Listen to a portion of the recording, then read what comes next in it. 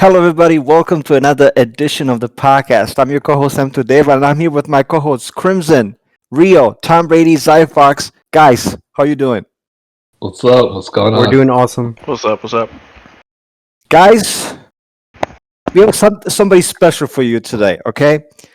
How do I start this introduction? Let me just say that, Well, sorry, Dave, not to hijack, but if you guys have been watching the latest Pro Series, you can see that there's been a Cabal player just shredding it up. And if you guys follow him on Twitch at CURBOLICOUS and on Twitter at Dominic Carbello, it's Curbo. Curbo, welcome to the podcast. What's up, guys? Thank you for having me. that's right. Let me just say, Rio, you fool, you ruined my introduction. I can't Dave had- stand you right now. You But got his anyway. whole intro ready. My intro. But let me just say, I want to add, yes, he is to Cabal what Sonic Fox is to Joker, what Dragons to Setchon, what Ninja Killer is to Liu Kang, and of course, what Titanium Tigers is to Shiva. He is, ladies and gentlemen, he is Kerbo, okay? So again, I'm very, very excited. I'm sure all of us are to have you on the podcast, man. So we're all happy to have you.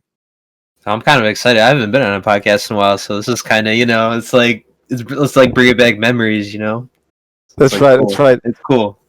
Well, I'm going to start because we want to focus on you on this podcast. There's a lot of stuff going on in the community, but I want to focus on you. And I always have to ask, why Cabal? That's to me is kind of weird. Like I see you winning, and I'm thinking I'm so happy for him, but why Cabal? Can you answer that question? Yeah. So, ever since MK3, I kind of always dabbled a little bit of Cabal. I remember when I was little, I just remember liking the fact that he had this really fast run move that would just put people in a tornado. I'm like, dude, this is sick. I could get any combo off it. So I just always kind of thought like his little combo concept was cool, like as a character. And he came out in obviously he was in MK9, so he came out. He had all these cancels, all these different ways to play him. And then I played him since day one, and I actually played him since day one in MK9 because I remember seeing in one of the trailers that he did like a nomad dash, and I seen an interview somewhere, and I remember it was Ed Boon, and I think he said that the dash was cancelable or something like that. So like I thought it was really cool because I like cancel pressure, so I just decided to pick him in MK9, and he had cool combos and stuff. So, and in this game, he has really cool combos too. He still uses the run, so it's kind of like the same concept. And I don't know. I just kind of like his concept as a character. You just run, you put someone in a tornado. You get a little combo, you get a little optimal, and I just kind of like that. I don't know. I just like it. Before I give an opportunity to for my co-host to ask you questions, I just want to ask you one more, if you don't mind. So obviously you started using Cabal. You're really the original Cabal. It doesn't really get more original than you. At the very beginning, I would say you were kind of struggling when you first picked up the character. And then like over time, you just got better and better and better. Can you talk about the process? What made you stick to your character? Because I think it's so rare to say in this game to actually have a character loyalist, to have a character specialist. And you're one of the few people who doesn't use a million characters. You don't tier horror, you just kind of stick to Cabal. And can you talk about that? What made you stick to the character? What gave you the confidence to continue using him? He always kind of seemed like a good character in this game. He never really seemed like he wasn't complete. Like there's some characters in this game that just kind of feel weird.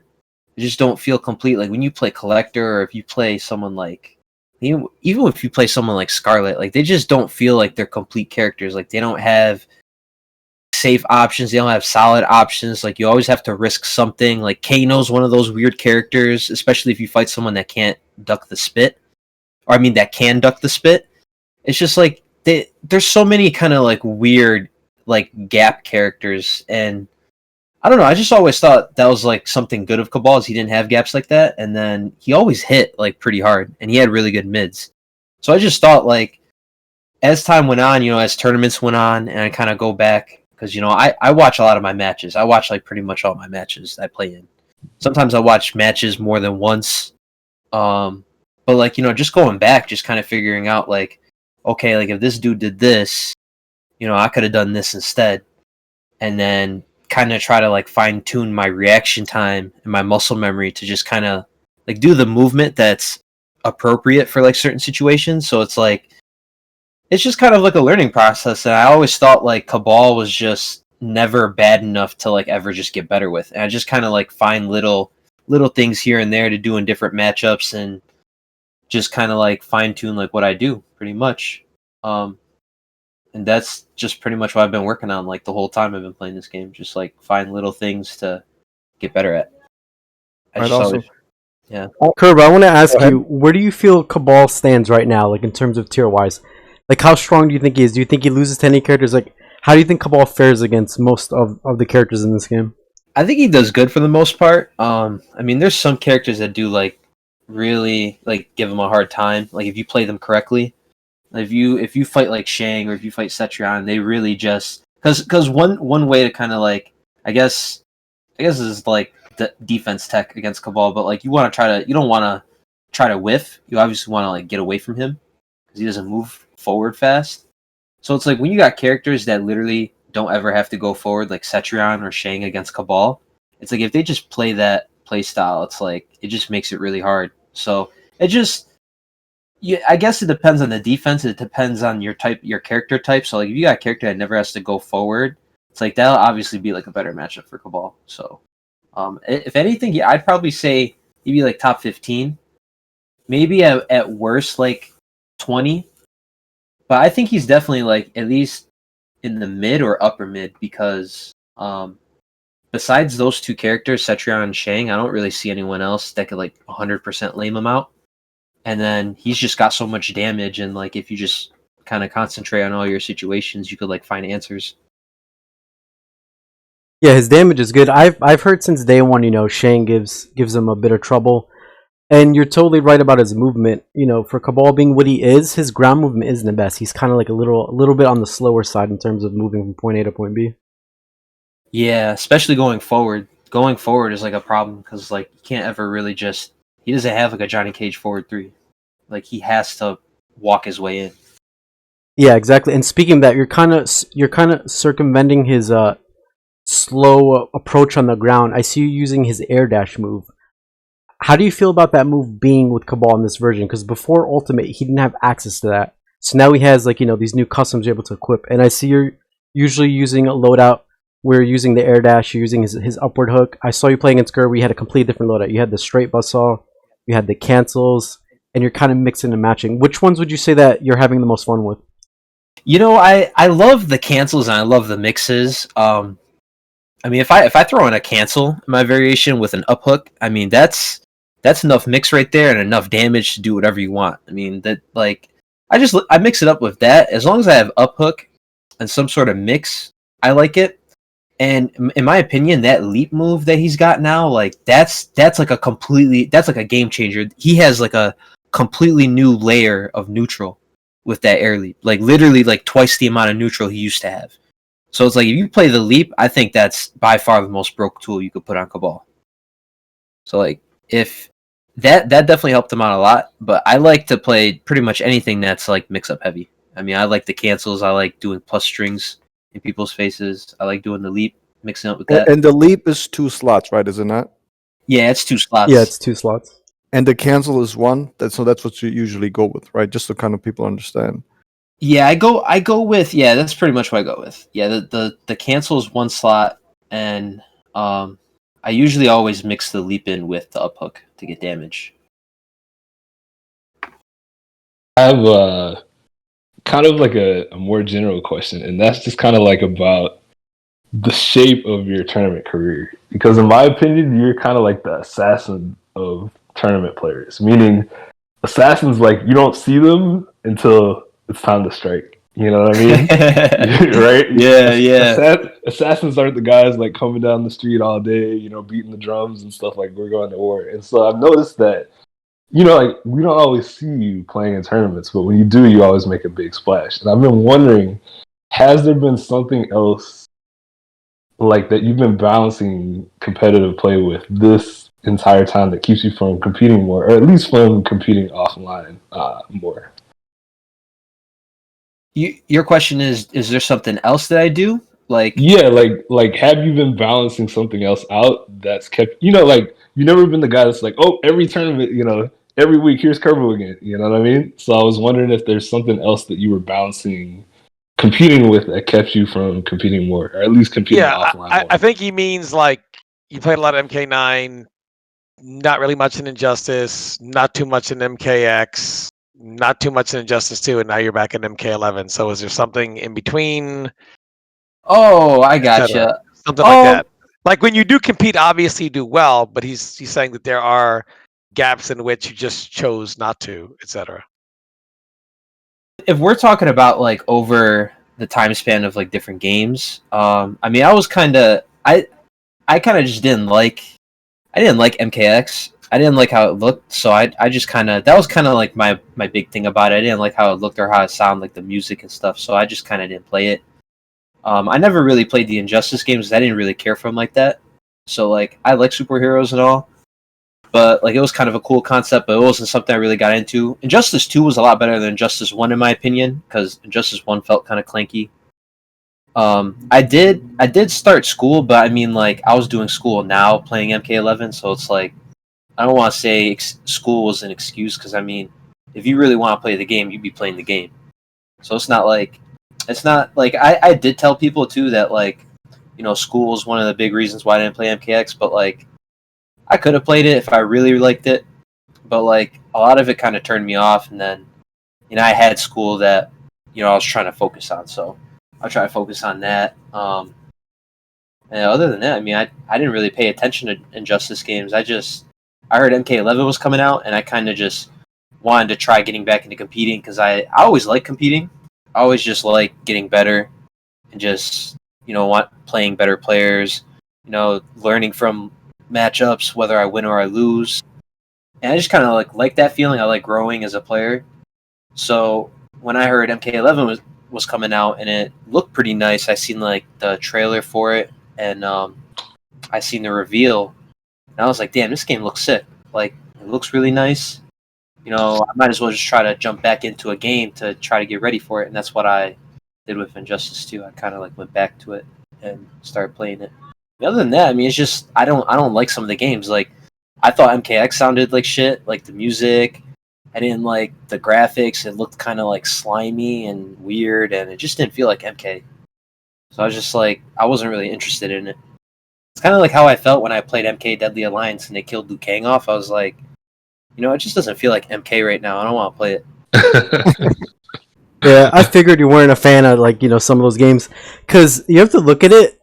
What you are is really rare in fighting games. Because think about it, you were there for MK9, right? You played it, you used to compete, you were huge in the scene, and then there's like a 9-year gap almost from MK9 all the way to MK11. To see something like that, it's so rare. To see a player like disappear almost for like 10 years.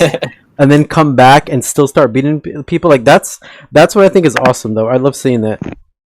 Yeah, and even at MK9, it seemed like like obviously you were hella young back then, but there were some people that we saw at literally like every tournament, right? Like, how many tournaments did CD Junior go to throughout MK9's life?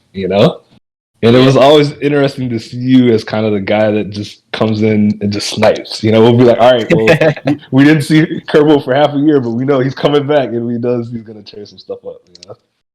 Dude, I remember Kerbo he was young as hell during MK9. We were like 15 during the first year, right? Because I remember at MLG year 2 you were 16, I think, right? Yep. I was 15. Yeah, dude, you were like extremely young, but you were taking names. You were playing on point. Yeah, man, that was dope. It was crazy. I learned a lot playing that game. Well, I think, Kerbo, we kind of have to address the elephant in the room, and I think you would agree that the game is polarized, I would say, to say the least. Here we go, boys. I think, we have to ask the questions. The tough questions, the easy questions, we have to ask them. Well, I have a question really quick before you get into that, because Kerbo made a point. Go ahead, please. When he talked about incomplete characters. So last week, something I thought was really interesting was Rio and Krim talked about someone who had compiled the data of all the characters from most pick to last pick in the Pro Series. And what I thought was really interesting was Raiden was... You said it was Raiden, right? Rio was the character picked the least? I think so. Yeah, he's the least showings in top 8s. So what I thought was really weird was before Ultimate, people were like, "Wow, Raiden, right? All right, yeah, Raiden everywhere. Combat League, Raiden. He's so solid. He's so good now." They pretty much destroyed Raijin, but they made Thunder Wave better. So it's addition by subtraction. They still, I guess, the variation they wanted to use was better, and the variation most didn't care too much about was whatever. But we saw a lot of Raiden, and then Ultimate came out, and then he was done. That was it, gone.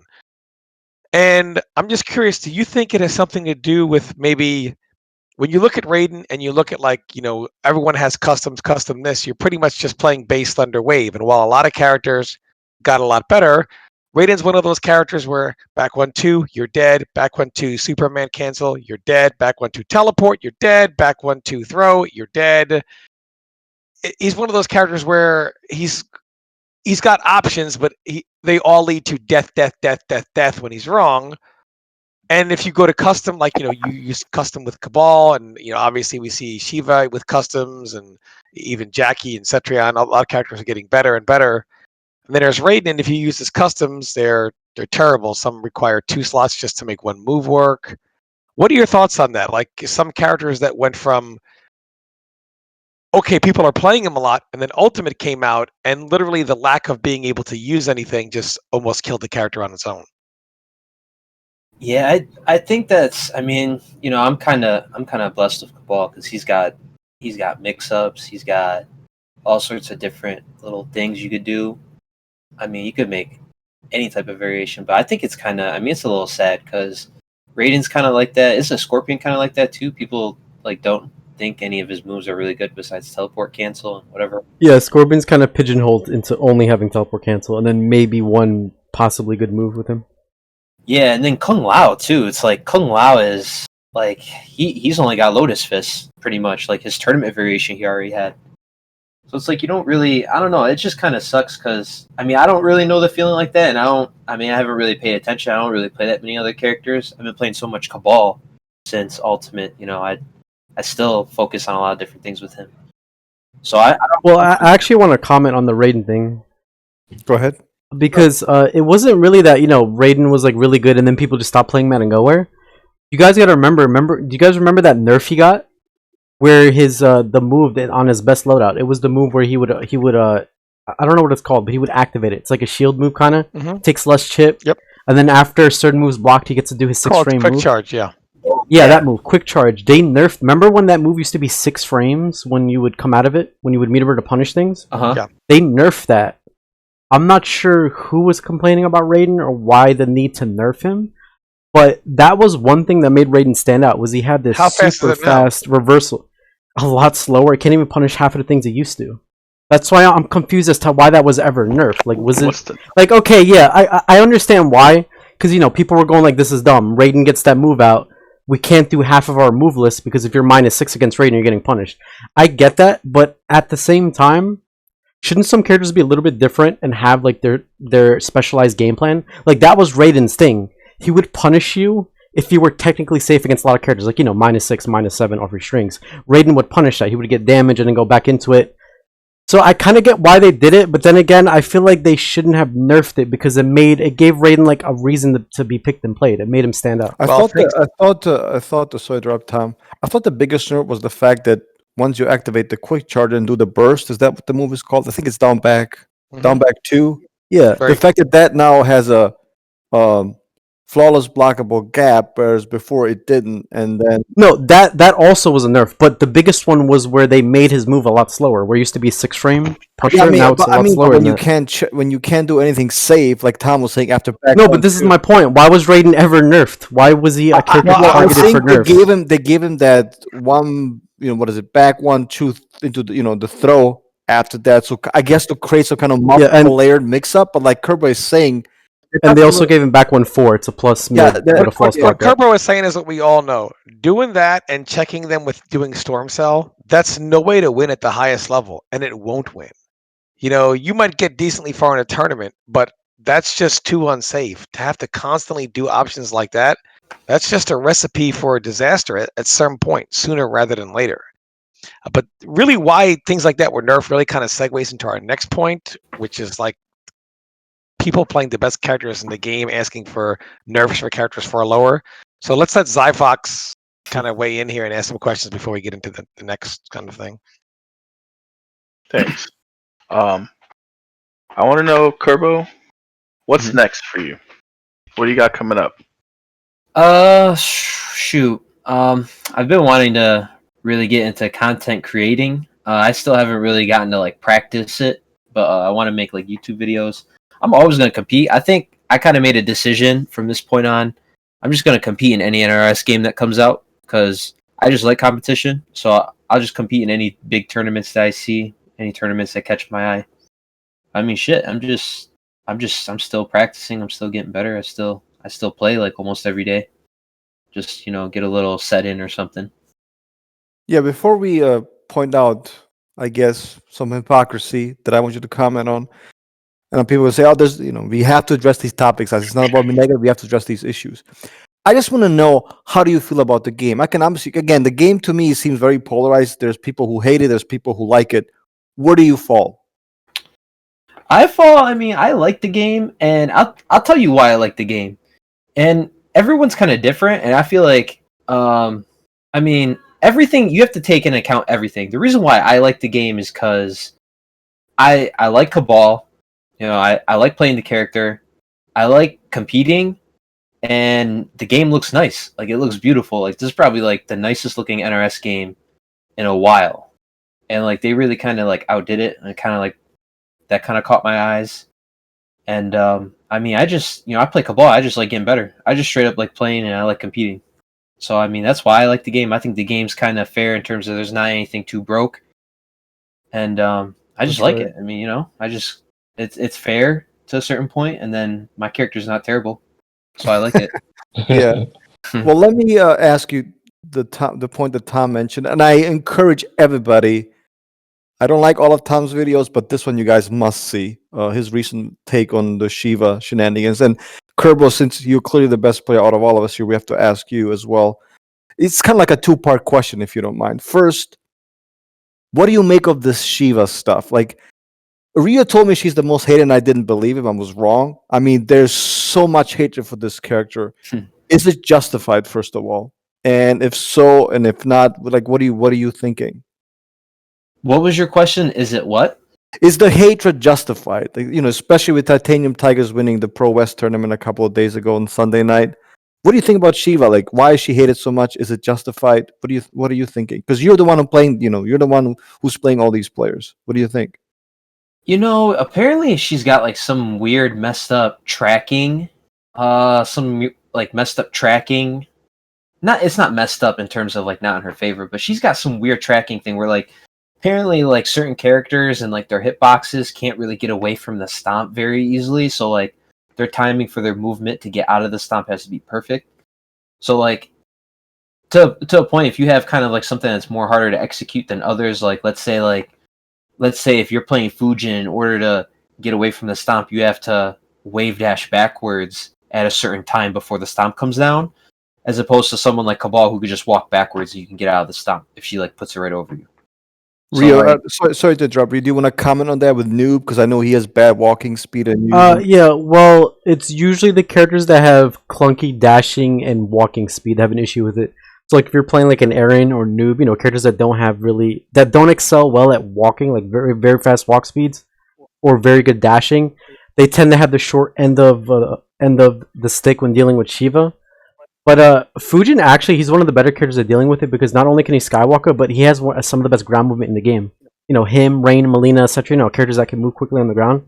They have a better chance at avoiding it than a lot of the slower, clunkier characters where, they have to either do their average walking or their average dash speed. That's ironic because I literally saw somebody get off Fujin for Rambo, who has almost no chance of avoiding it. Yeah, I'm not sure why he would go to Rambo to counterpick Shiva because Rambo has worse movement than Fujin. Because he got stomped 300 times. So if you're gonna get stomped on Fujin, it's gonna be it's gonna be easier for Shiva to stomp your Rambo. That's why I didn't understand. People are they're talking about Han Rashid, just so people are aware. But this is the whole issue. So same with Rio. But here's the thing though, because Dave and I had this talk last week when I was streaming, where we're like, isn't it kind of weird how top players that are playing like some of the best characters in the game, like Fujin, Setron, Jackie, Liu Kang, whatever, right? they're saying that Shiva's too strong. She needs to get toned down because she's scrubby, this and that. But if you put yourself in that position, like, why is it okay for, you know, Jackie, Citron, whatever to be top tier, but if Shiva's top tier, that can't be there. Like, that needs to get taken out. Yeah, I mean, basically, what Dave was referencing to in the video, and this is what this, I guess, the second part. And this is what I want Kerbo's thoughts on. In reality, Mortal Kombat, the MK community has always been the following: you have a couple of people who will just pretty much be straight shooters. They'll tell you, look, the character I play, they're dumb. This character's dumb. That's dumb. They don't necessarily ask for any nerfs, but they all agree, you know, something could be done one way or another. Then you have the vast majority of the community who will play the best characters in the game, and as soon as their character gets buffed or they get loved, they say parade around. You have to adapt. You have to pick another character. You got to stop complaining. You can't live in the past. And the minute something new comes in and beats them, they're like, it has to go. It's broken. It's killing the game. Nobody wants to watch this. Jackie players are the worst. Jackie players for the longest time have preached just block for 45 seconds. She can't do anything.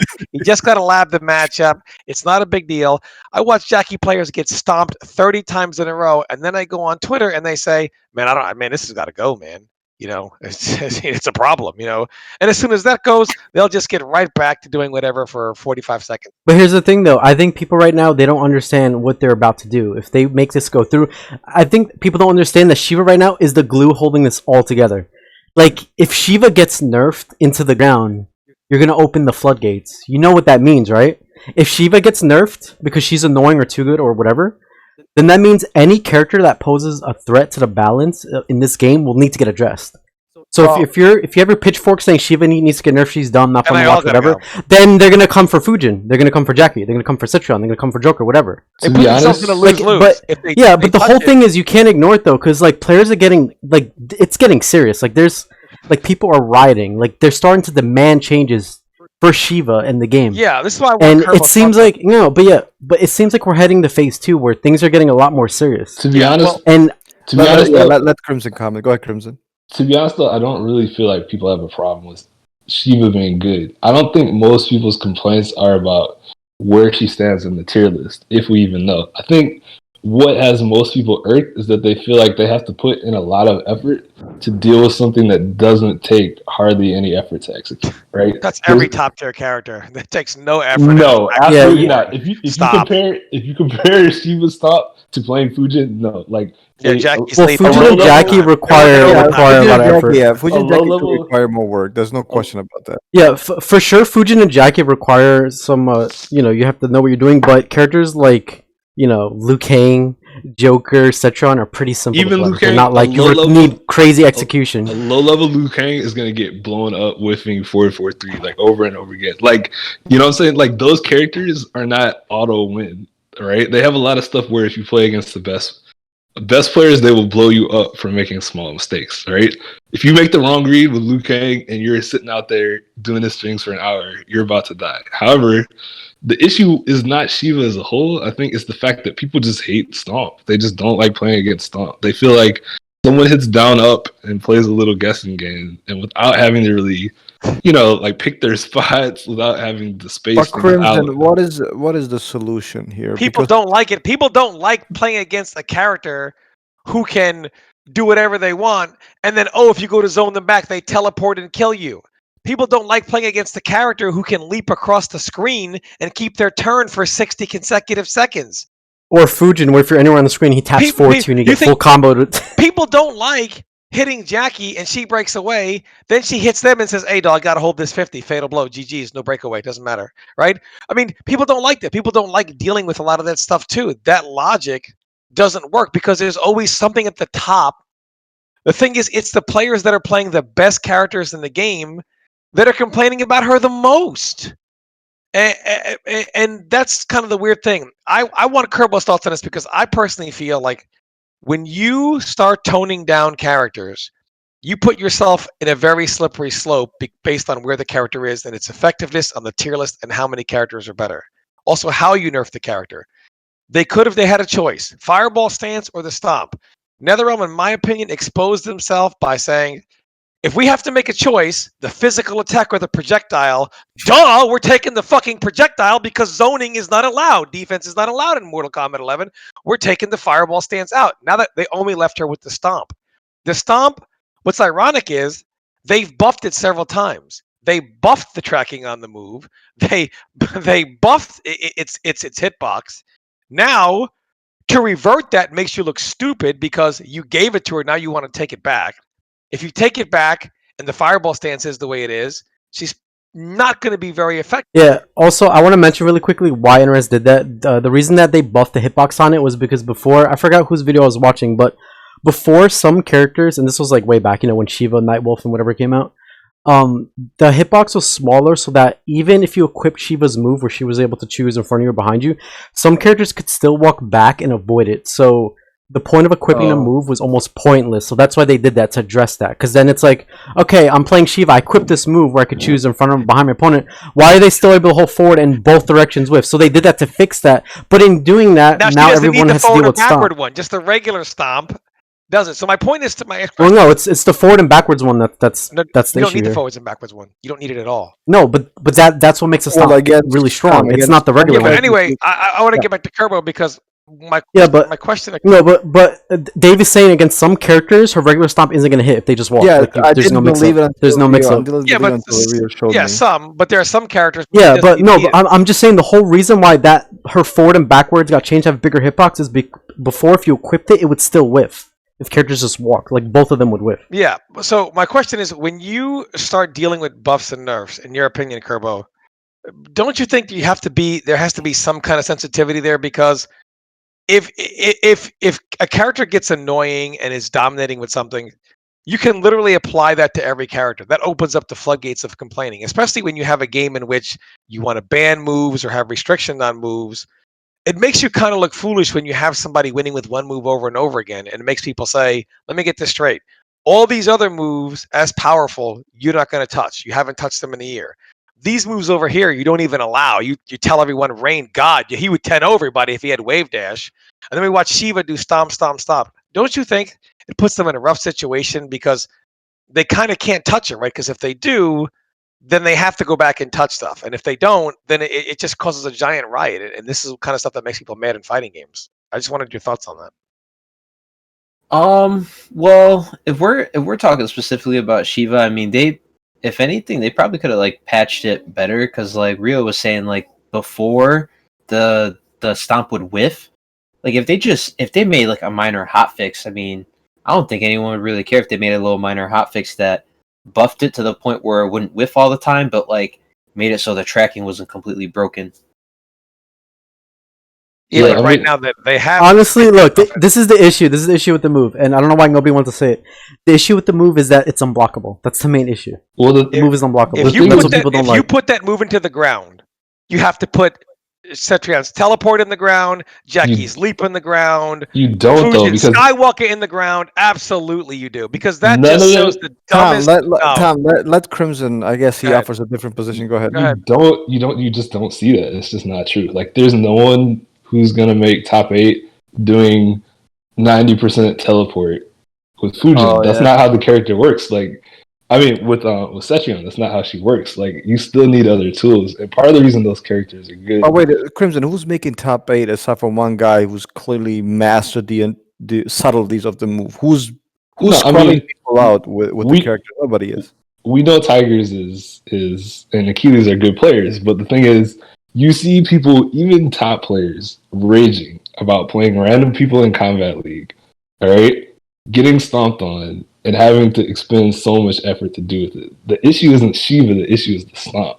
You're not going to scrub people out with Fujin with one move. Like, when you see people playing with Fujin, right, even though the character has a lot of tools, some people will argue too many are too safe, but it's the combination of all those tools together used in a skillful fashion that makes that character as good as he is, right? Whereas what people are raging about with Shiva is literally someone hitting down up, right, doing a simple mix-up, and then failing to get out of it much of the time. And that is what frustrates people. They don't care where she is on the tier list. They don't care how good she is. They don't want to deal with that move because that move drives them crazy. But So you can I- make the same. You can make the same. You can make the case for everything. I don't want to deal with Setrian's safe tornado pressure because it pushes me away and I can't get in. I don't want to deal with Jackie's leap because she gets in for free. I'm a zoner. I don't like it.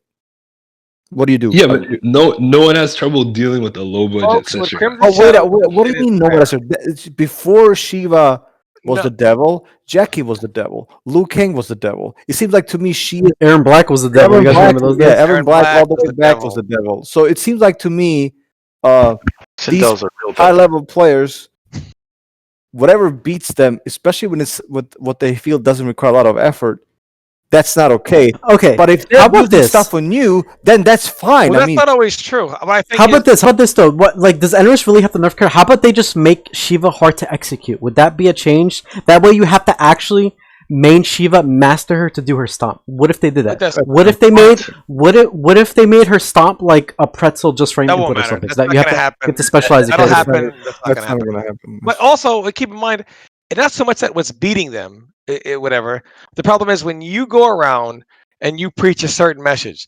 Pick another character. Pick another character. Well, Cetrion's this. Well, pick another character. Well, Jackie's this. You got to adjust, man. Just do this for 45 seconds. I can't do anything, man. What am I gonna do? I can't open you up, right? And then it's their turn to pick another character, and they say, I shouldn't have to. I mean, I'm playing a top 5 character. What do you mean pick another character? Why don't you just get rid of that shit? That seems to be the Honestly, logic. This game has kind of went down the path of toning things down that I think it's too late. I think the way things are going to go going forward from now, or things are just going to keep getting toned down. Look, Rio, because it's been this way since day one, Oh, right? yeah. That's what NRS has been doing. Get Zyphox? add more Go ahead. communication to it. Just make it so that they have to do a 720 every time they teleport. Yeah, and Like that would make her hard to Dragon- play. But Dragon apparently, Super. but people don't care about having execution. They apparently that's not a solution. Look, Even though it counts for Jackie and They're not going to Fujin. do it. Why are we talking about fantasies and ideal situations? Well, that ladies people are and gonna gentlemen, you heard it first. Folks, listening to the podcast, you heard the first thing you will ever hear. Crimson Shadow, not even realizing he was admitting it, admitted what we all know the problem is. The goddamn variation system. Because what happened was, like he said, you can't point to one thing about Cetrion, to Crim's point. You can't say, that's the move to fucking nerf, right? Because it's the collection of her 1 million moves that get used 1 million different ways by default or for one slot. Then you have Shiva, very limited. But NetherRealm says, what do we like to do with the variation system?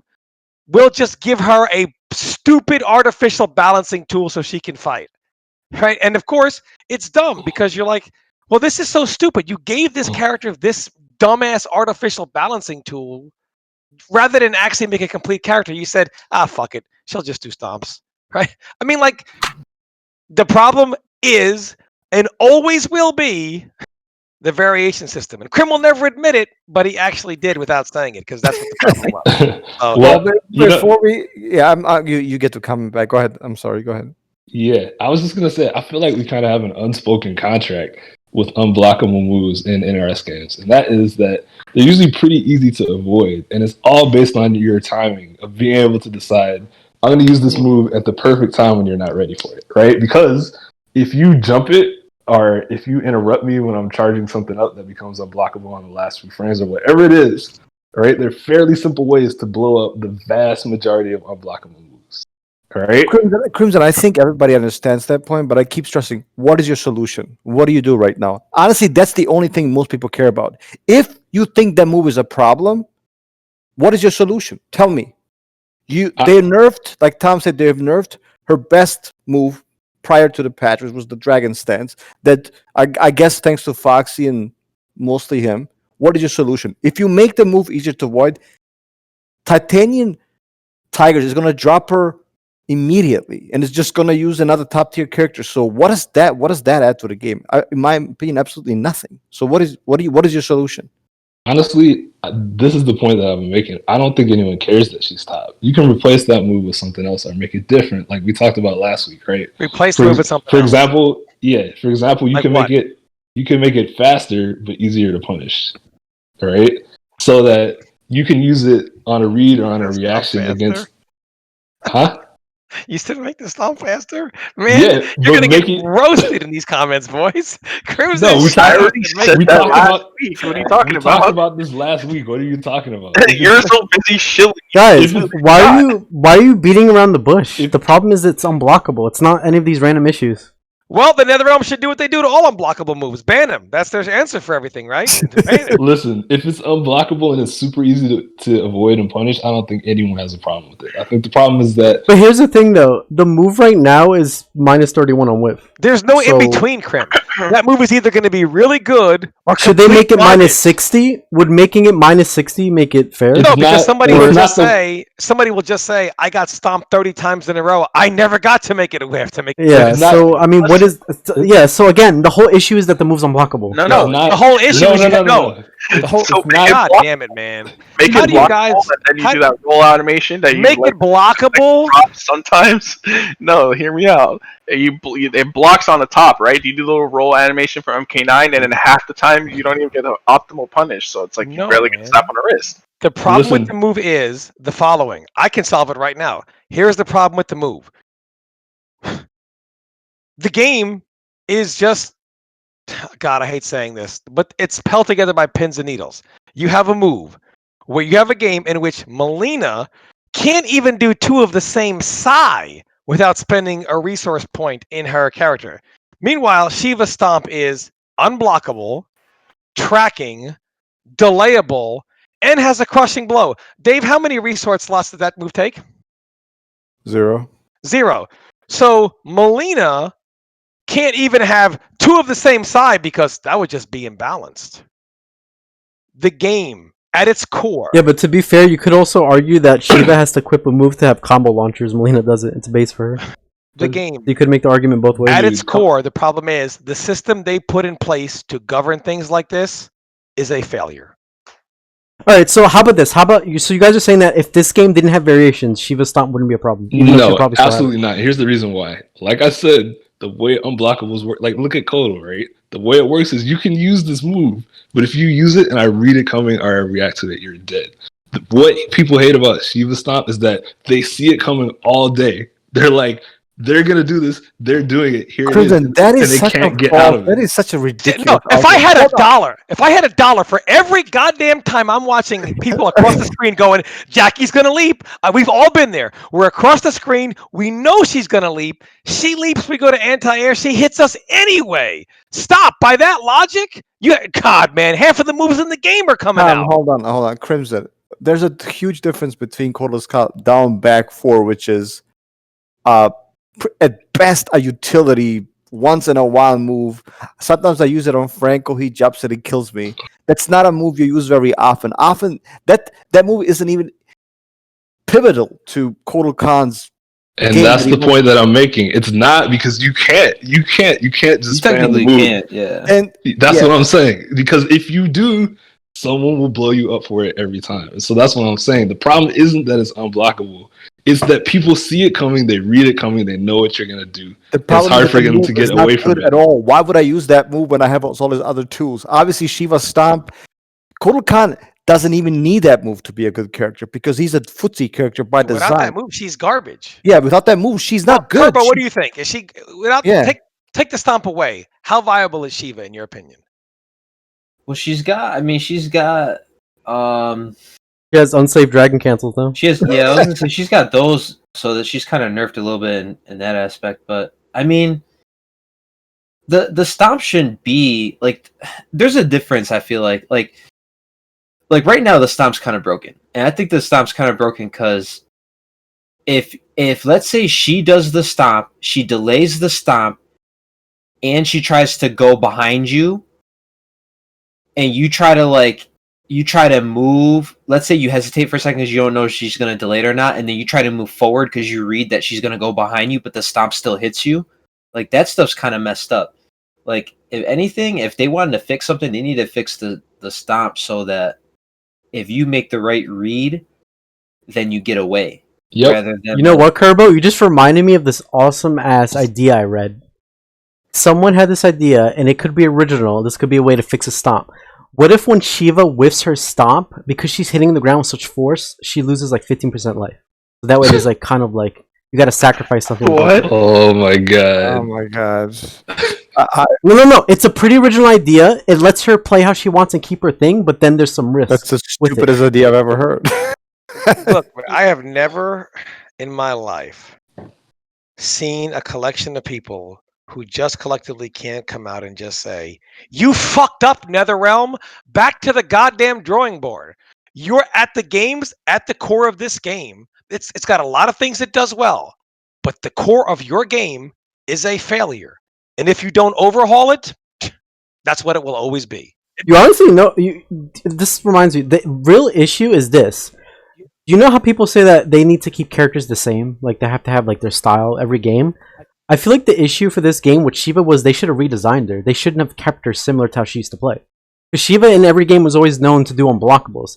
If they redesigned her from the ground up and had her play nothing like old games, then maybe we wouldn't have this issue with Shiva right now, because she would have a completely brand new moveset. Rio, I think the issue is that they had a very good character. All I had to do was enough to stop it in the very beginning and leave. I understand that, but here's the issue, Dave. Same If you nerf the stomp, Dave,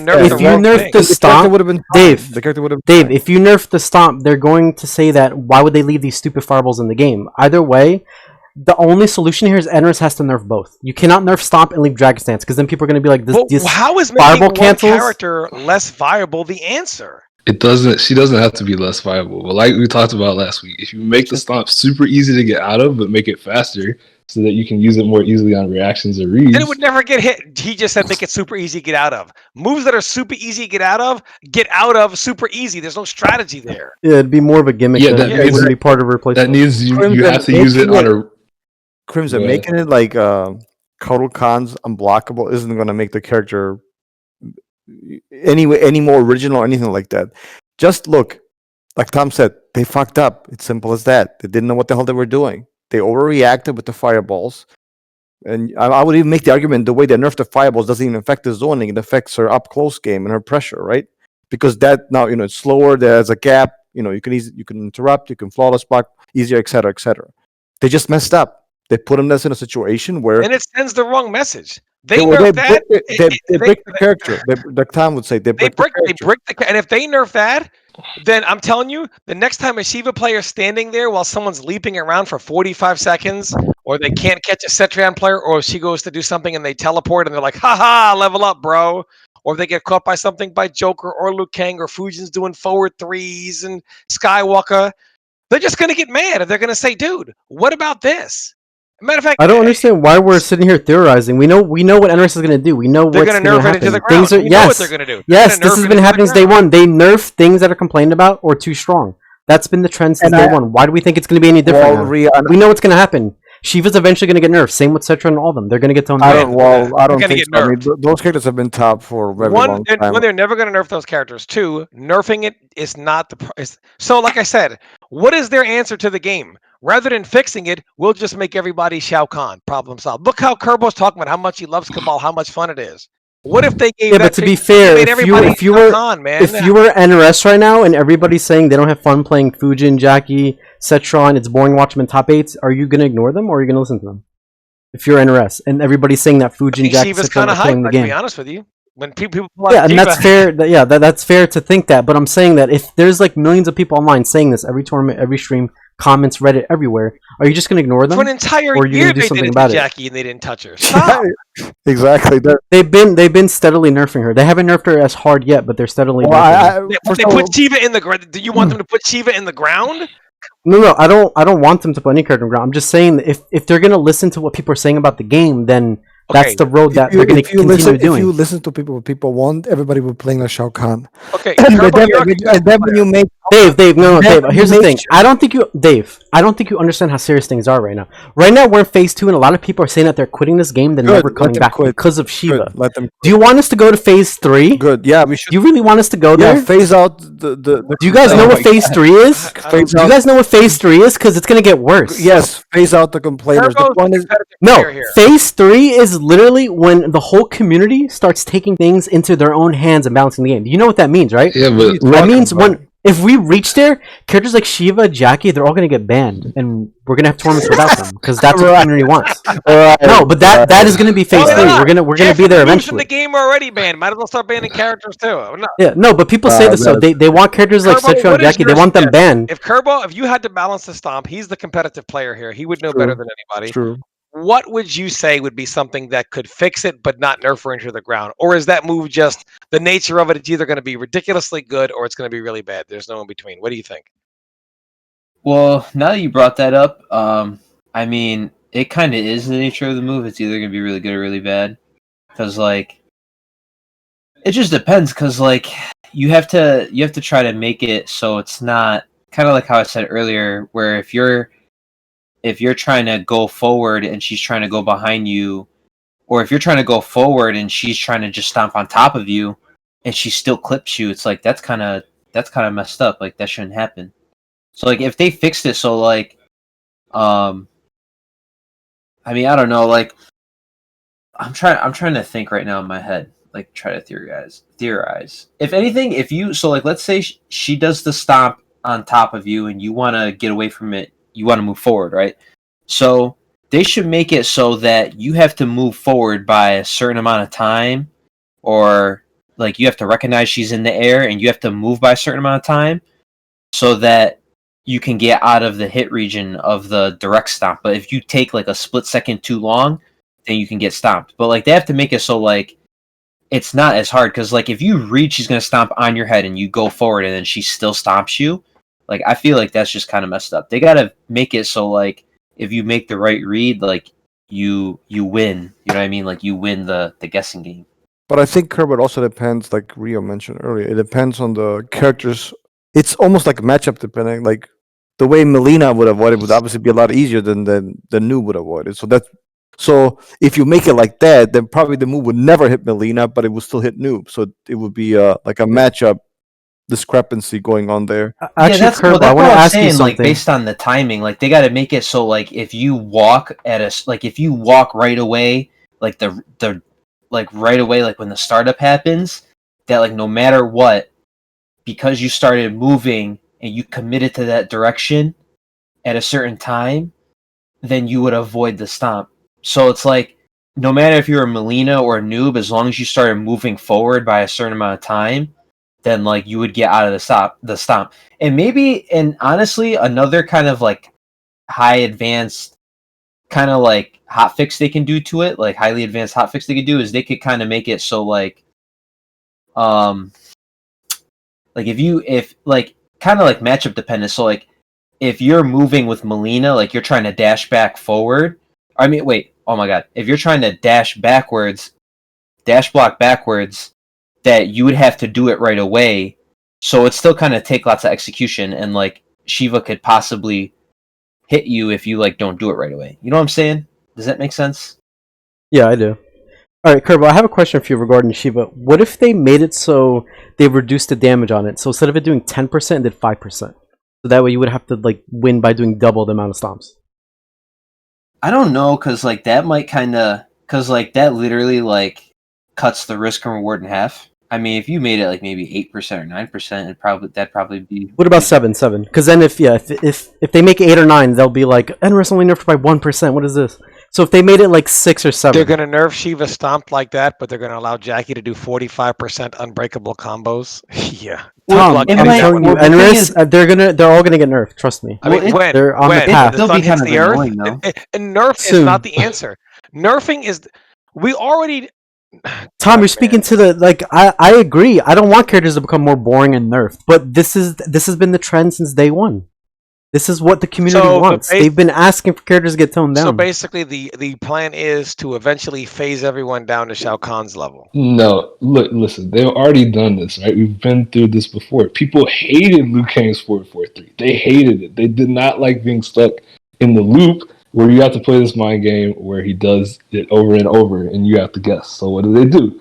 They made it so you can't loop as easily, right? It doesn't mean he can't use that string anymore. They didn't nerf it into the ground.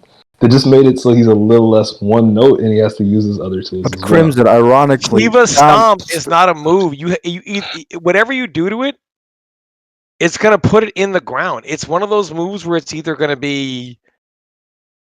The problem is, if Shiva had more to her tool set, they could tone the move down to where people would be happy with it. But as she is now, if they tone it down to that point, she's too shallow of a character.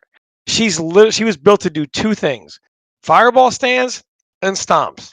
You remove them both, she doesn't have anything on that level.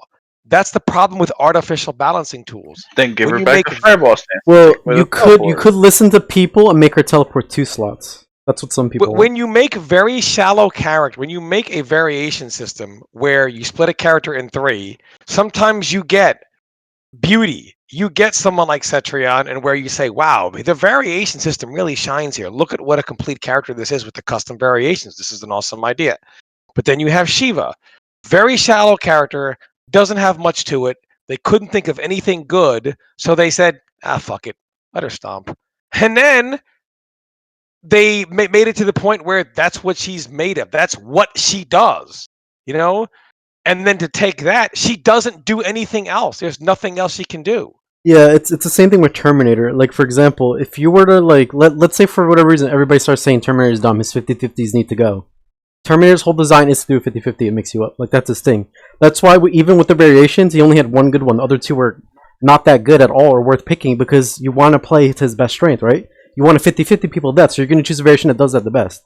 Kind of the same with Shiva. Well, I the only thing I would add, I agree with you guys, is the Crimson, like the stomp kind of already got nerfed. I mean, not to the extent that obviously the people want it, but Yeah, but besides, people, besides, people don't care. but Crimson, hold on a minute. It's not even fair to compare forward 4 Liu Kang's forward 4 with the stomp because it's a completely different move that doesn't even serve the same function. It's not even in the same. Yeah, and that move had 0 risk and it led to full combos, and the mind game And on block was insane. it was 9 frames.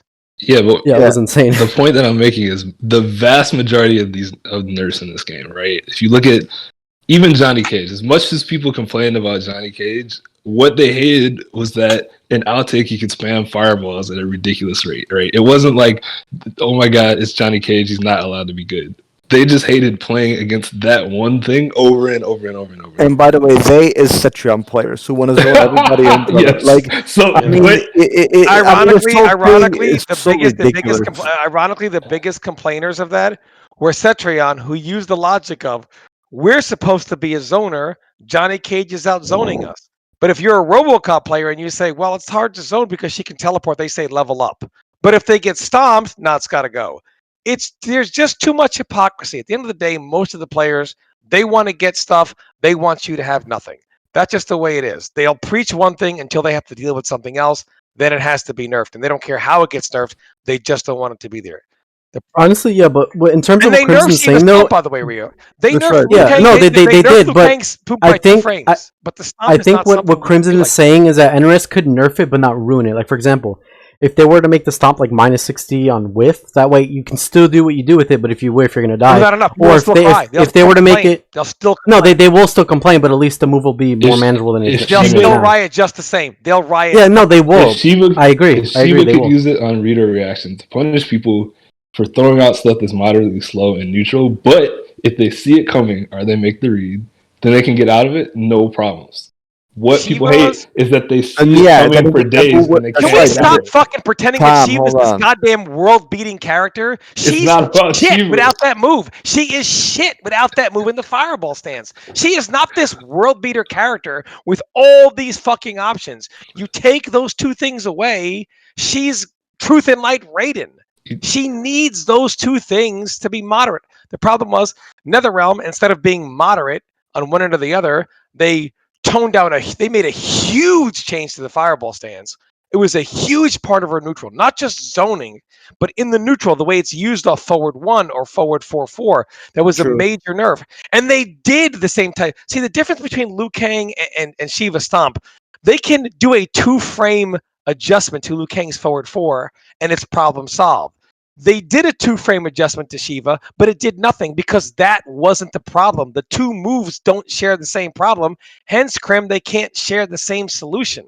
I'm not problem with saying it Shiva- has to be the exact same solution. They didn't use the same solution with razors, but they changed the move because people didn't like it. That's the point. Yeah, and now That's what I'm saying. It's not. It was never about it was never about like Katana or Katana's not allowed to be good. They just hated razors. That's what I'm saying. It Yeah, has but I nothing mean, to like, do with. how would you nerf it if you making it more punishable? Say they said make it doubly as minus, make it minus 66. One, you can make the stomp minus 66, but you can't make a fucking fatal blow minus 66. You're exposed there, Nether Realm. Thanks for the content. Thanks for the likes on my next video. I appreciate that if you do that. Because I'll burn your ass to the fucking goddamn ground if you do that, Nether Realm.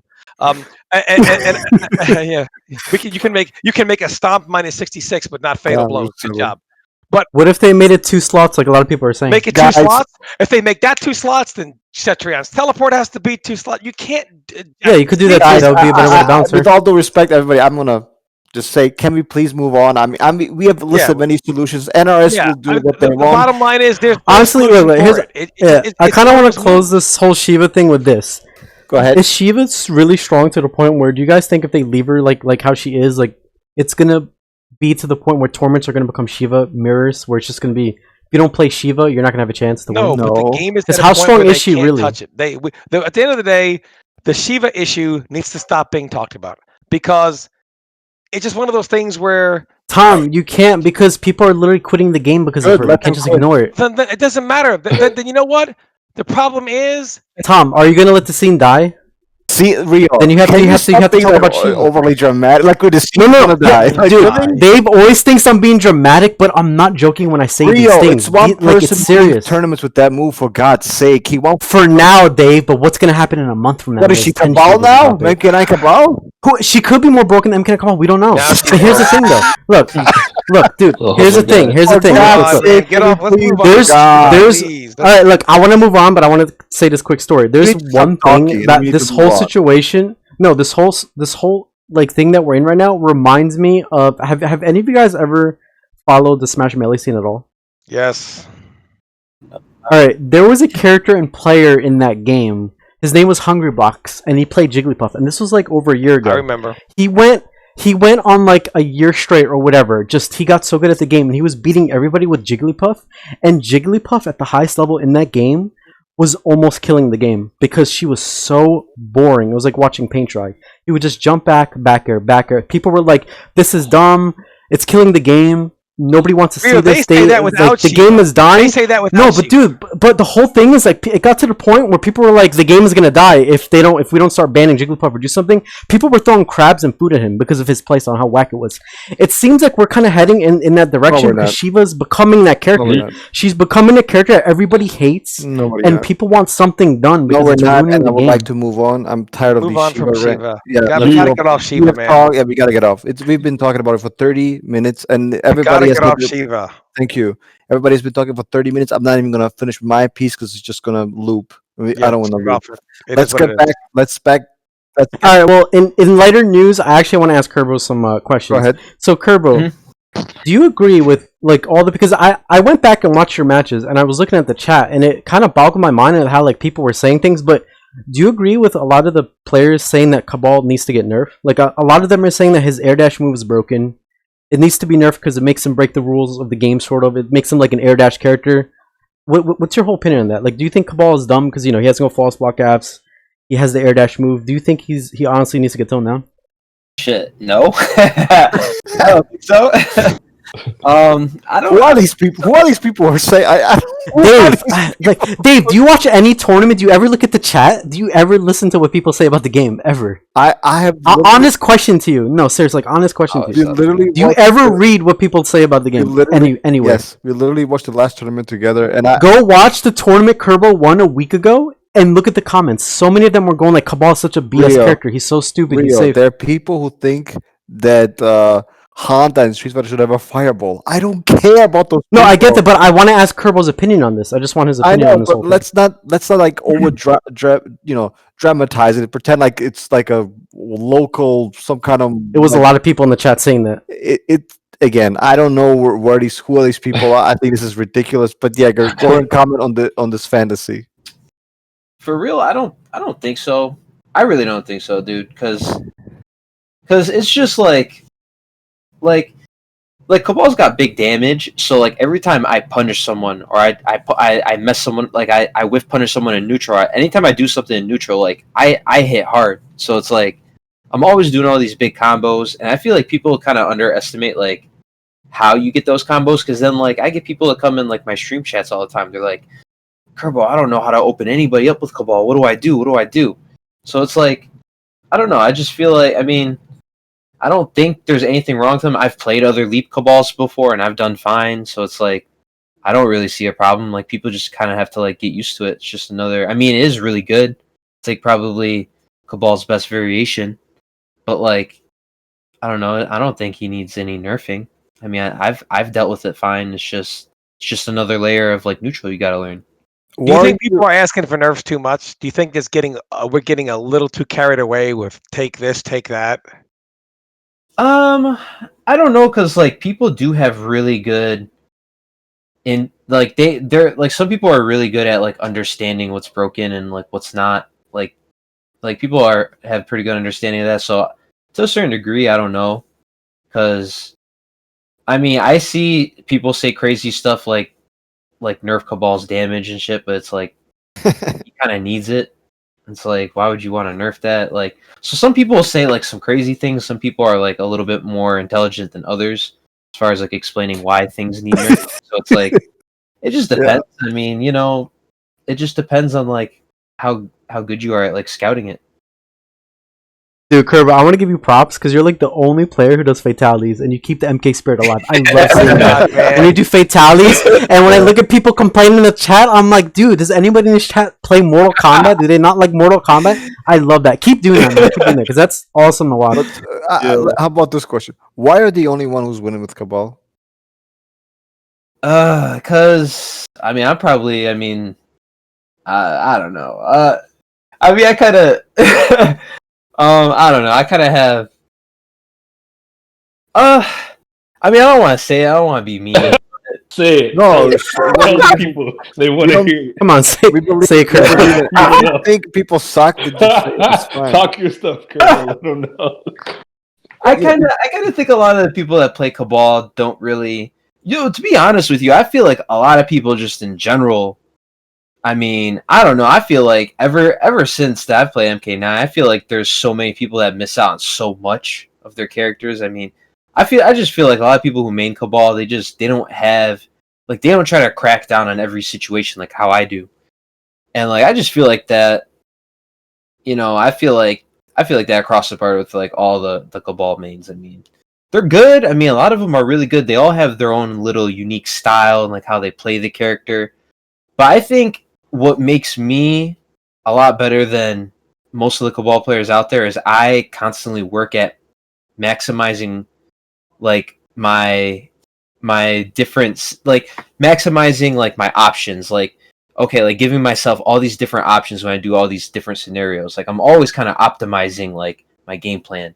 So it's like I feel like my constant growth of trying to optimize myself just like makes me better with the character than like pretty much everyone else. You know, I'm always trying to like get better, and I don't know, it's just like I feel like you have to be really good to play Cabal, and I think I've talked to a lot of other players too, and they kind of agree with me. Like you have to be good. Like you have to understand the game and be good at the game to like actually be good at Cabal, or like to take Cabal far. Like you don't have to be godlike, like you don't have to be absolutely godlike like Sonic Fox, but like you have to at least have your fundamentals down to the point where like you just kind of like know how to deal with every situation. I don't know. I mean, I feel like I just do everything best. Like I optimize everything. So what you're saying is you cannot be a Shiva player? And I'm just playing. Wow, I thought you said we're done with Shiva, dude. I'm saying it was a joke. It was a bad joke. It was a bad Dang. joke. Let's move on. It was a bad joke. Now let me ask you one more question. I'll give it up. Who are the top 3 best players in this game that you have ever fought of all time thus far? Ever fought? From it doesn't have to be casual. Maybe you're gonna go by tournaments, or maybe you do want to by casual. It's up to you. I would say Ninja Killer is number 1. Really? At least, yeah, because Better than Sonic Fox. I mean, both of them they're both really fucking good. Ninja Killer, I mean, everyone's kind of good in their own way. The way I see Ninja Killa is he is so calculated. He is so perfectly calculated in everything he does. He just knows how to stop everything at every moment at any time. So it's like if you're caught lacking, he will punish you. And Sonic's kind of the same way. Ninja is so calculated to the point where like if you can kind of like be calculated back, and you can kind of like, I don't know. It's hard to explain. I mean, the mind games that you just play when you play these players during the match, it's kind of hard to explain. But like, he's just so calculated. He's so fast, and he knows what to do in every situation. So and not only that, but his timing's perfect. So it's like he times everything perfect. So if you're just a frame off, or if you're just a little hesitant, he like blows you up for it. Sonic's really good. I'd say he's probably number 2, like second best player I've played. And honestly, like all these guys I'm about to list, like they could probably all be like, they could all switch spots with like number 1, 2, and 3. But I think Sonic's really good because he's kind of like back in the day. I remember he was always really good at adapting on the fly, and it still kind of feels like he does that now. Is like the moment you do something twice, he punishes you the second time. So Sonic will always punish you no matter what, and he's just he knows how to punish you, and then he snaps, and then he mixes you. So I think that's why Sonic's pretty good. And then I'd say probably Rewind's number 3.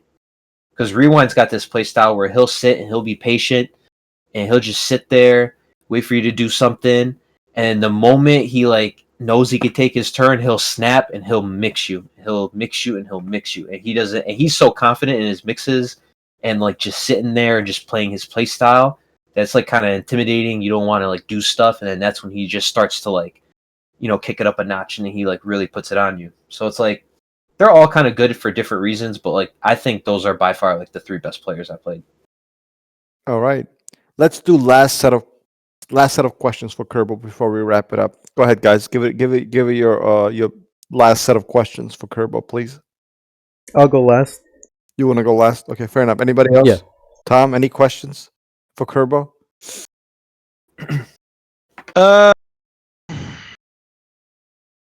In the going forward in the next MK, I don't really know that there's an answer for this game because of COVID, time constraints, a lot of different things.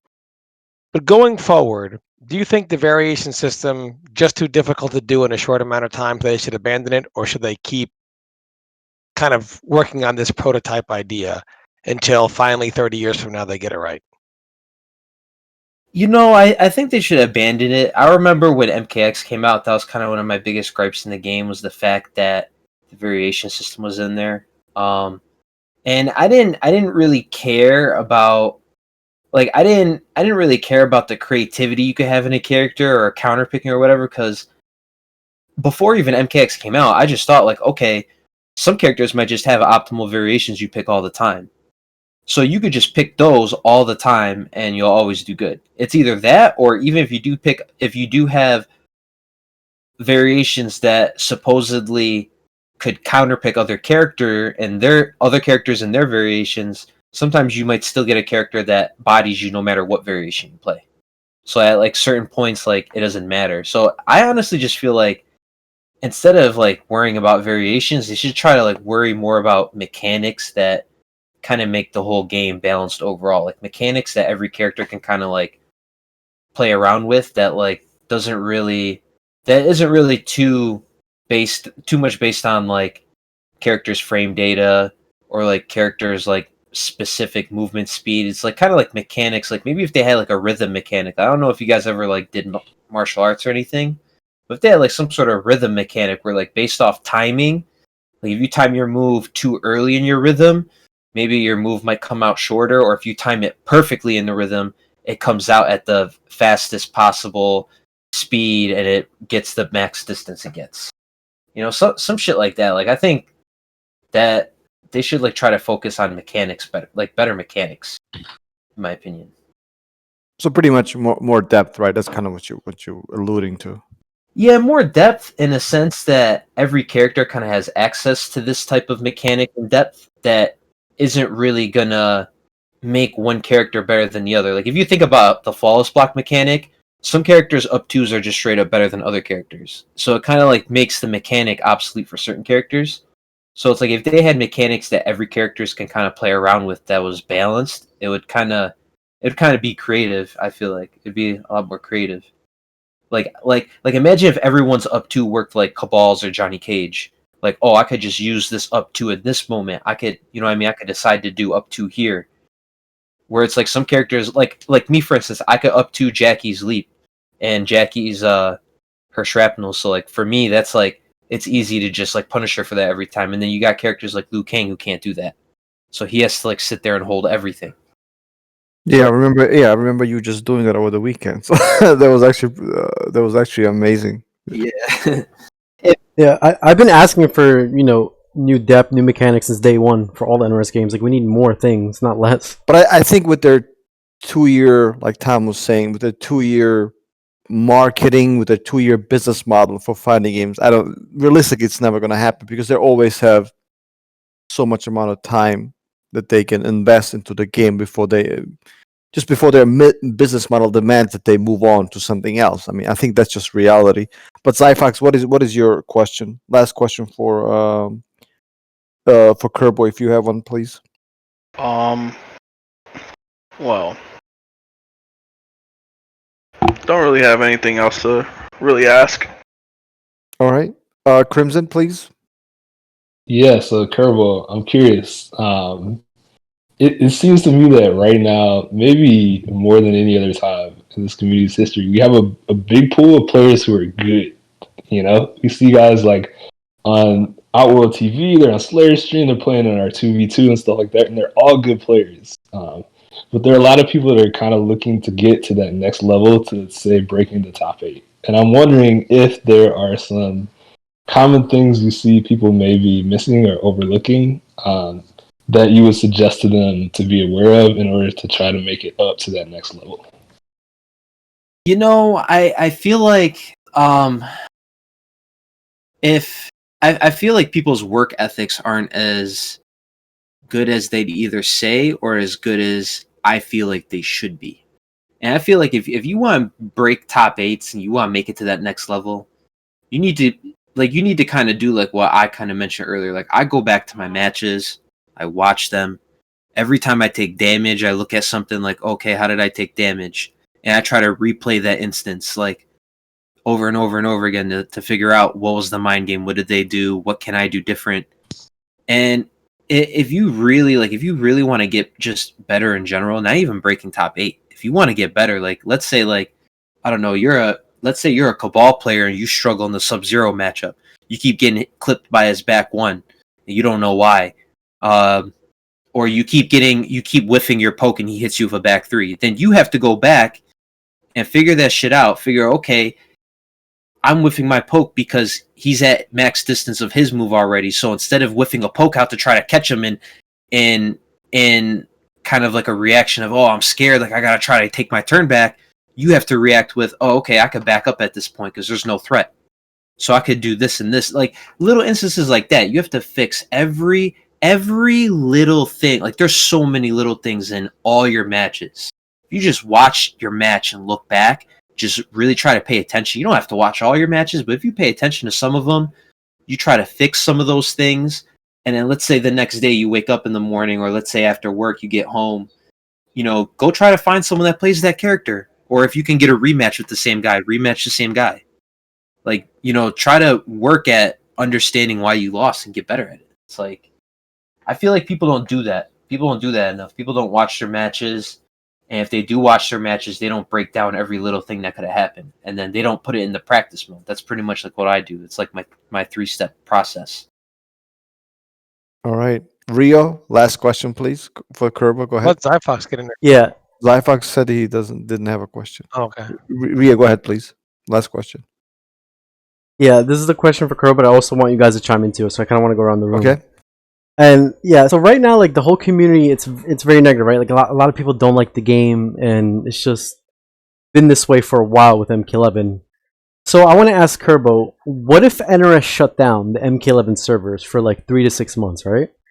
And everyone were to go back to actually play MKX seriously for those 3 to 6 months. what do you think would happen? Do you think everybody would finally be happy together playing games that they all enjoy and like?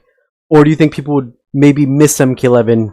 Like, do you think that this would kind of spark up the scene back, make everybody like talk about MK11, make it hype, or what? I don't know. I mean, people who play people who like MK11 probably play it offline. I mean, me personally, I wouldn't go play MKX. If anything, I'd go play MK9. I mean, that's Yeah, right me on too. there, I would you pass know? on MKX. Yeah. I would pass on MKX. So I guess it's just like, what you like to play. I don't know if that would really spark the scene again. I mean, I guess it all depends on people's perspectives because, like I mentioned earlier, I like to play because I'm competitive and I just like to be good. I like to have fun. I like to do good in tournaments. So for me, I mean, if they shut down the MK11 servers, I'd go play something else in the meantime. And if tournaments came back, I'd come back to it. It wouldn't really spark my interest. It's just, if there's tournaments around, I'd play in them. I think the whole premise that the game MK11 is somehow hated, disliked in every corner of the country, it's a myth, right? That's just the talking point. It doesn't mean anything. If we look at tournaments, the games get plenty of views, they get plenty of participants, there's plenty of passion. We got people, one of the premier tech and content creators, the main man Sui, he's streaming the game, he's commenting on Shiva. If anything, the game is expanding, it's getting more attention.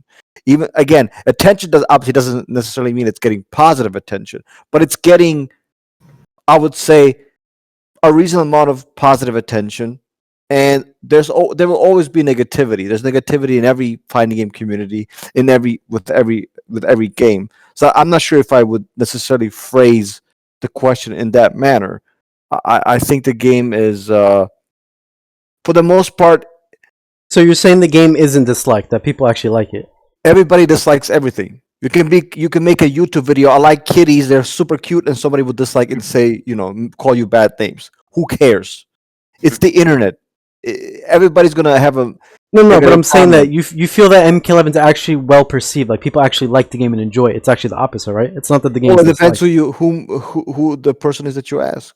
I'm talking about the general community, like Twitch community, YouTube people play the game online. The whole MK11 community. I would say the game is, for the most part, it's getting okay, like average reviews. Like there's some people who like it, there's some people who don't like it, but it seems at the end people still play it and they still participate and people still watch. It's not an easy question to answer because again we're talking about many people who have many different feelings about the game, so it's not an easy question to answer. But for the most part, yes, I would say people do they like it. They're very strong critics. There are also a lot of people who like the game, and I'm trying careful to not use a certain term here, not to trigger people. The sub with an S ends with an L, but um, again, there's definitely people who like the game, and let's leave it at that. Crimson, Zyphox, Tom, would you guys like to comment on that question? Wait, what is that word? I'm trying to. S. Not even L? gonna get No, What is it? not he's even gonna get baiting into him. See, I'm getting baited. I'm getting baited. Tom, you want to say your piece? Tom, you want to say your final? Yeah, with the question, Tom, how do you feel about the question? Like, how would you feel if they were to shut down the MKLM servers and we had to all go back to play MKX? You think that would invigorate the scene, make everybody, be like, wow, we really missed out on MKX. Like, this game is awesome. And do you think it would put it into perspective, or do you think people would actually look forward back to the MK11 servers coming back?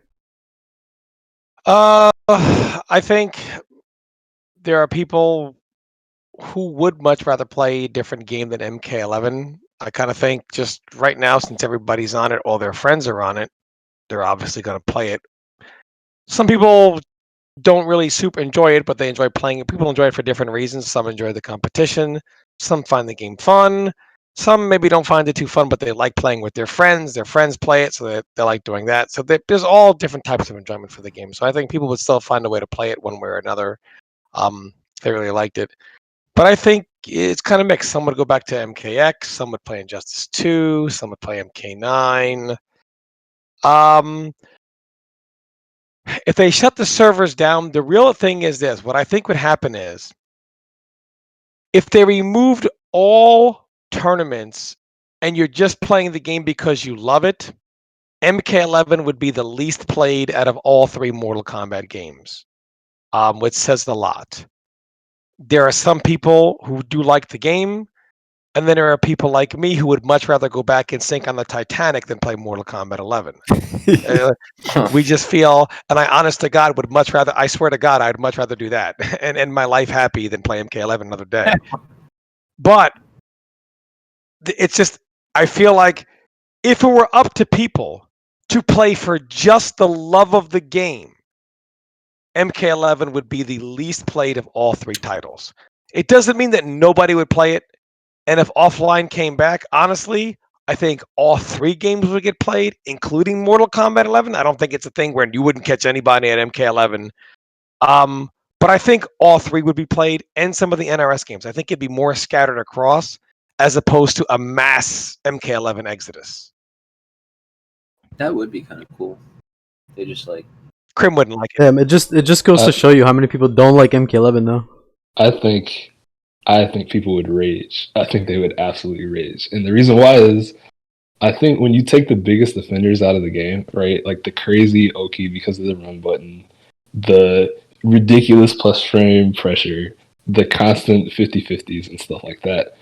Once you take those things out, people start focusing on smaller and smaller things, which is why they're raging about things like throws and pokes now, right? If you were 50-50ing everyone to death all the time, that wouldn't be an issue.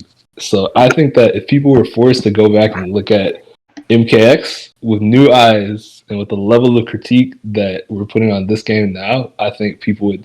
You'd have like a month where people would be like, "Oh my god, MKX, yo, it's so hype, yo, it's fast and everything." And after that month, people would be like, "Oh my god, this is broken, that's broken. Like, how do we ever deal with this?" You know. So I think the answer is not really the game. I think people should still voice their opinions about what would make MK11 more fun for them. But if we look at it, we asked to have a longer lifespan, right? We asked to stop switching every 2 years. And now that we're here, right, the Pro Series, just the East alone, they had, I think, 500 people sign up to play a game in a tournament online for no money, for $0, no prize pool, right? Just to have a chance at a finals that's not even a world finals. It's like a whatever, like regional, like NA's finals. So I think that 500 people don't sign up to play something that's absolutely terrible and that they hate. I think what Tom said was right, which is that this game is polarizing, all right?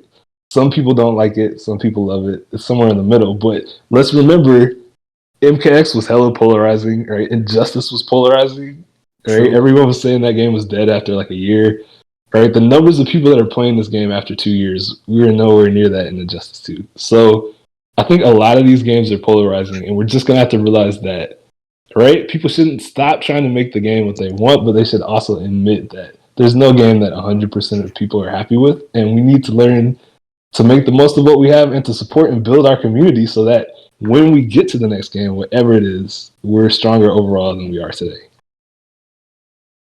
Zyphox. Yeah, I think. Sorry, go ahead, Zyphox. Oh no, I was just gonna say I should start the cry more movement because it only really seems that the things that really matter to players are how good the characters that they play are. Like Tom said, like I've noticed it pretty much now more than ever. Anything that is criticized or critical in the game probably has some type of like self-interest in the back of it. Like every single time everyone suggests any type of like changes, it's always going to be for the betterment or the benefit of like their own play style. Like it's biased, but it's like unconscious bias. It's going to be like that, you know. And you're going to take your experiences that you had with your character, and you're going to put it and you're going to compare it to other experiences and how you perceive them, and you're just going to come to the conclusion that this needs a change because I kind of felt like it needs one, like, or something I may not be able to deal with. And so until that type of like mentality gets erased from our scene or collectively, people start maturing and actually taking a better approach to shit like Kerbo, you're never going to really get around the true problem of it, and that's just being a human being. All right. Yeah, the main issue, what it seems that is the big difference between MK11 and MKX is people feel that like the top tiers in MK11 they carry you, but in MKX it was different. MKX you actually had to know how to play the game. You actually had work ethic. You have to know what you were doing. There were no scrubby characters in that game. Okay. This is like the I biggest don't know, I don't know how difference. you can make those statements because again, it depends. No, I'm just going with what people are saying. Well, again, Like who they are feel these that people MK11. asking? Like, who are you asking? Because if you ask King, he would, I'm sure he would agree with you. If you ask somebody else, then they would not agree with. I'm asking you guys because you guys are on the podcast, like your opinions. Well, again, But this is my point. Like they feel that MKX, and this is why I want to know if there's any truth to this. Do you guys feel that with MKX, why are we talking about the top MKX tiers? right now? I just don't understand. Why are we talking- Because I'm just comparing it to MK11, to make us think. But like for MKX, do you guys think that there's any truth in this? That the characters, the top tiers in MKX at least, required more effort and you couldn't get carried, like some of them from MK11, like Shiva, for example. I don't even know what this question means, but I think that MKX is its own different game. It's very different from MK11. Most people would 100% agree with this. The question has no merit. It has no value. It depends what the game. If you want a faster paced gameplay, if you want a more rush down, if you want more strong, much stronger, okay, you play that game. If you want a slow paced gameplay, more about footsies, then you play MK11. Like that's just how it is. If you want more zoning, even slower gameplay, more projectiles, where projectiles have more of a relevance, you play Injustice 2. I don't understand why we have to keep this. Oh, this guy said that. This girl said Why that. are we Well, no, sugarcoating Dave. it though? The reason, no, but that's my not point, Zyphox. sugarcoating. The Those are the reason I facts. bring this up, no, Dave. The reason I bring this up is because the main complaint about MK11, which a lot of people agree, is the balance of the characters. That's why I bring this up. What? That's not the most. That's the biggest no, complaint. it's not. Literally, the biggest complaint last week you told me is Shiva. Now it's the balance. Before No, that, it was but like, she was make part up of your that. mind. She was part of that reason. The biggest complaint is the balance among the cast. Like some characters are just they're too good and others aren't. That's not- the main issue that a lot of people Nobody's have. complaining about the balance of. So you're saying no one's complaining about the Again, balance for of time, it's the MK11. variation. For example, for time is the variation. Dave, I'm going by what I read and what I've seen. A big common trend among what a lot of people discuss is that the main culprit of MK11 is the balance of the You need game. to Like stop- they don't you feel need that to- it's balanced. You need to do less reading and you need to do more research. That's what I would suggest to you. So you're saying that the game is balanced. There's no game imbalance is- issue. Again, it depends whom you ask. If you ask somebody, I'm sure. I'm asking you your opinion. I think the game is very balanced, and I think Okay, so you're saying that there's not really a balance issue. no, then? there isn't. If 'Cause any, this is what I read, that there's a huge balance issue. no, with the there game. isn't. If anything, I would try to make more characters in Cetrion's tier, more characters in that upper, like in that upper, at least upper mid tier. I think that's what NRS should aim to do. I understand, of course, it's for me easy to say. I'm not in the development team, but that's what I would pursue. And with that said, I do want to give. I understand we can talk about this all night. I do want to give Kerbo the last word, with all due respect to my other co-hosts. Kerbo, last comment. What is in your heart? What is in your heart, my friend? As far as what? Anything you want to comment on? I hate to put you on the spot like this, but anything you want to comment on? As far as like topics go? Yeah, anything you want to comment and give the last word? Maybe you just want to give a shout out to fellow other players, to your family members, to your girlfriend, whatever you want to comment on, man. You're the star of the show. You decide. Shit. I guess shout out to I guess all the people that I play with. I mean, I shout out to the Buffalo crew. Oh, that's right. That's right. Yeah. I Rochester never had a local scene for Mortal Kombat. It was kind of like something I always wanted to make. We have a little scene now. We have a couple players that there's one guy named Swordmoss, and I think he played on the Diddle Dome. And Swordmoss is a pretty good. He used to play Sub-Zero. Now he plays Cetrion. He's a pretty decent player from Rochester. So like we don't really have much here besides like the couple players here, but Buffalo travels to tournaments and shit, like Sunio, Ludi, all those guys. I just want to say shout outs to them because I actually wouldn't probably be competing a lot at the offline events at MK11 if it wasn't for them. And if it wasn't for like them always taking me places and chip in, so we call get Airbnbs and whatnot, I don't think I'd really be traveling or like competing like that. So I want to say shout outs to them because Are they your main training partners? Because I want to give respect to people who I'm sure you would agree who leveled you up.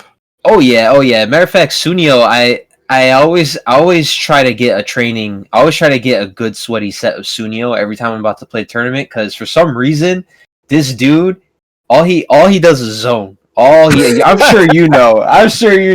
All he does is zone. Okay, so it's like when you play Sunio, he does the most. I'm telling you, he does the most annoying things that you have nightmares about. That zoners do. And, like he does shit like he'll zone, and then the moment you dash forward, he dashed forward too and met you halfway to throw you across the screen to start zoning again. Shit like that. Kerbo, you would know all. Bro, Sunio was trying to win with zoning and MKX. Mad prop. Yeah, Yeah. I see this one coming, Dave. Kerbo, But- you would I see know. it coming. Kerbo, hold on, let me get this cheap, Here we pathetic, go. old man, miserable comes. shot in. He's You been would waiting. know all about getting zoned out, wouldn't you, brother? Oh my god! God. Wow. Dave, how long have you been Wow. waiting to talk about I'm this? not waiting an hour and a Jesus. half for this. Let me have my fucking moment. Come on, man. Oh my! Do you hear this, man? Really, Dave? Really? Just to get a Really? rise out of curveball. Like This just is why to get a rise out of curveball. Really? Dave's gonna talk smack about an Dave Evo brought- set 9 years Dave later. brought Only Curbo Dave. on just so he could do that. Wow. On a lighter note, I have a funny Curbo story. I wonder if he remembers what he said here. Go ahead. We were at MLG Anaheim. I had met Curbo briefly at Ohio. We didn't get to talk too much. I was very impressed because he goes and loses first round. It's his first tournament. Goes all the way into the top 4, which was highly impressive to be so young and so composed.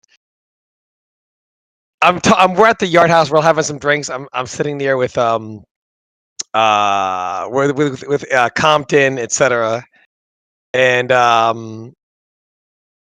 we're there, and people tell me, they're Kerbo. So I was like, yeah, I play Kerbo online, etc. What was his name? The magician from keyboard SoCal? player. P-Board player. How do I forget his name? I know his name too, and I forgot his name. So P-Board says to me, yeah, I played Kerbo first 10 online, man. I was like, really? How did that go? East Coast, West Coast? He goes, oh, it was online or whatever. He 10-0'd me, and I said GG's. I was like, oh, whatever. And he goes, and Kerbo messaged me back. Kerbo, do you remember what you? And then you babied him all 10 times. Do you remember what you messaged him back? When he Oh said yeah, GG? I was like, stay free. Stay free. Oh, I heard that too. Yeah. The I don't know how many times Gerber's babied me in the past. Trust me. Oh my The goodness. man said GG's, and Kerbo responds with "Stay free." That's funny. You can't beat it. Dude, I don't think people realize how big Kerbo's blow up in the scene was, because I remember when you showed up to MLG, that was your first offline tournament, right? Yeah. Yep. Yeah, and you lost your first match against King, right? Yep. So you have to go Losers through this first long round. path of losers.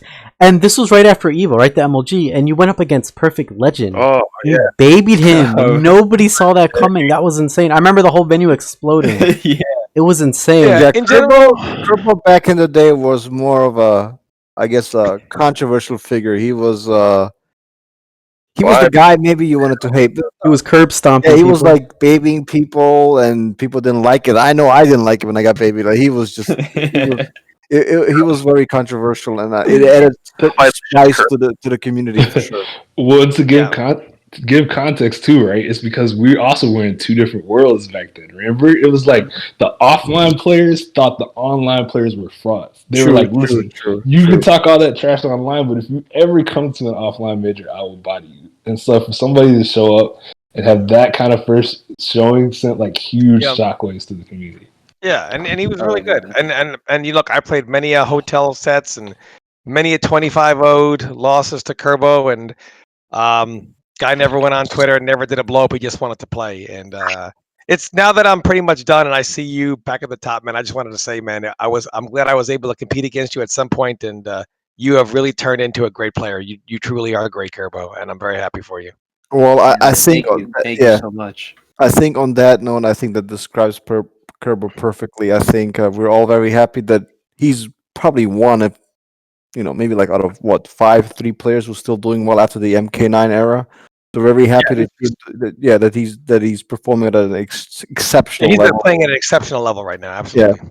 I want to thank my co-hosts Crimson, Rio, Tom Brady, Zyphox, and especially the best Cabal player on the planet. And God bless his soul. We hope he continues because he makes even though I don't necessarily, it's not my favorite game, he makes me watch the game every weekend when there's a tournament. Kerbo, thank you so much, sir, for coming on the podcast. We really appreciate every single one of us.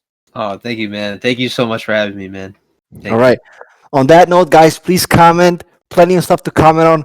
Keep it coming. The likes, the dislikes, we want to hear it. We do read it. We do consider it on the next for the next podcast. Thank you so much for listening to us. We really appreciate it.